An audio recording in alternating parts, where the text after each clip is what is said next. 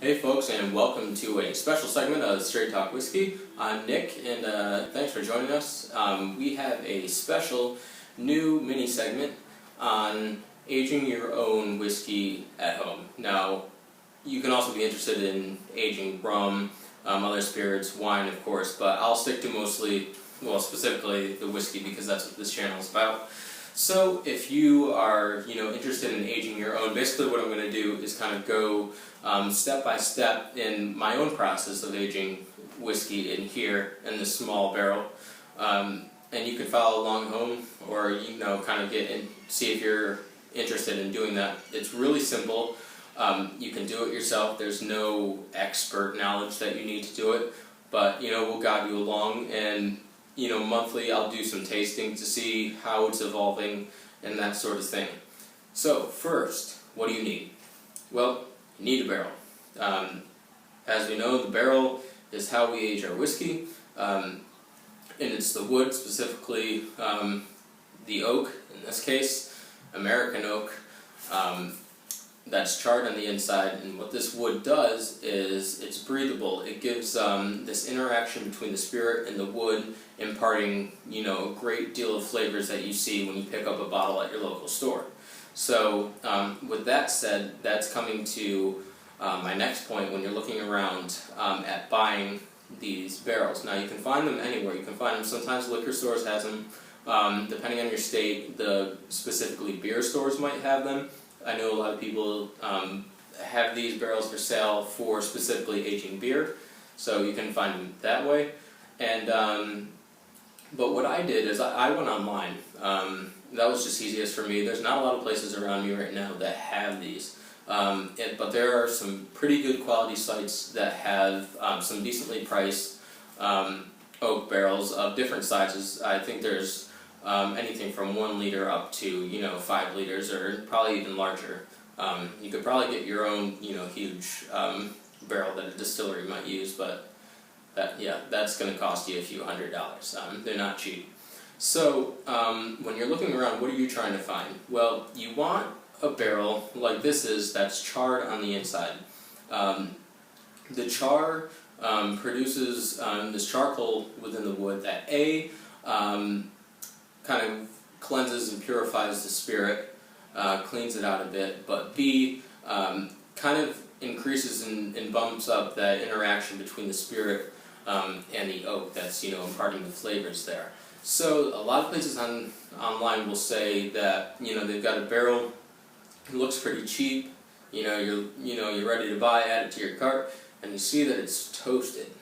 Now, you don't want something that's toasted because it's not going to give you the amount of charcoal that you need on the inside of the barrel, kind of to start this purification and help with the engagement of the wood and the spirit. You want something that is charred on the inside, and you'll see that specifically on their site, and that's when you've got a quality seller of these barrels. So that's what you're looking for.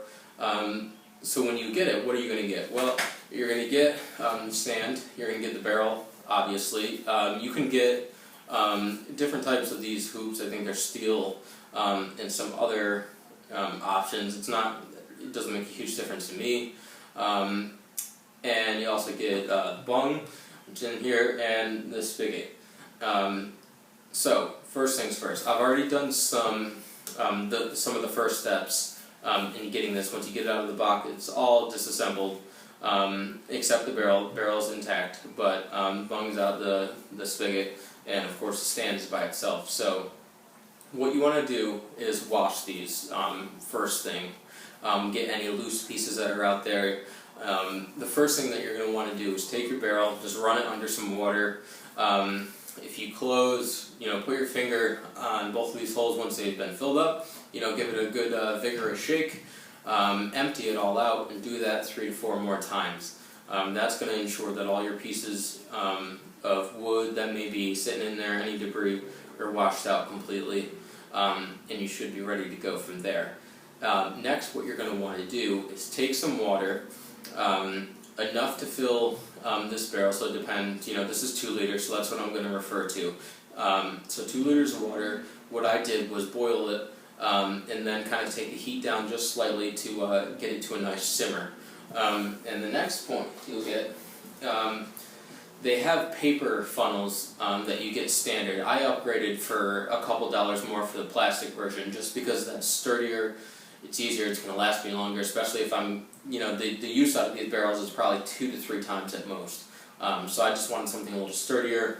What you would do is you stick this through the top here,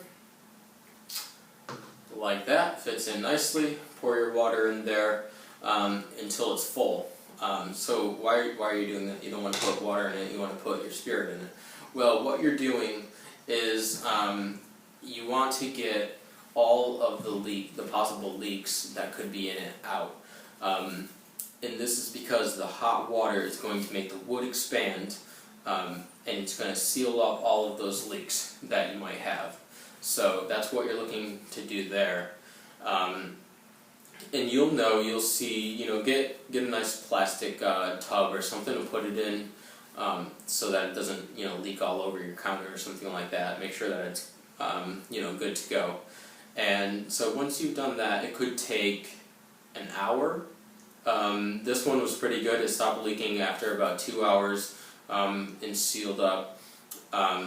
It could take weeks in some places. It's all going to depend on what kind of barrel you get, who you get it from, where it's from, and all sorts of things. They're not perfect things, and this is why we add the almost boiling water to seal up all these impurities. So then what you're going to want to do is keep your barrel dry. Keep your barrel wet. Sorry. What we don't want is for it to dry out, because then what's going to happen is you're not going to be able to get this interaction between your spirit once you put it in there and the wood. So keep that moist. I just left this in here for a while because I want that wood to really start hydrating, start soaking up some of that water to get it ready to go. And so that's the first part to this.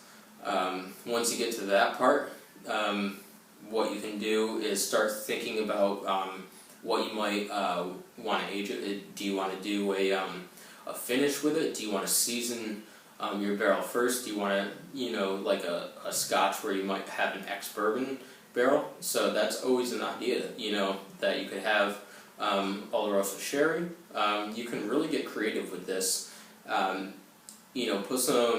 it up with some of your favorite bourbon. See if, you might want to try to age something that you like for maybe 6 months to even a year at most to see what you can get out of that. It's all up to you. What I'm going to do is age it in beer. Beer that has first been poured into here and let that soak in to the cask. You see it in a lot of barrel-aged beers out there.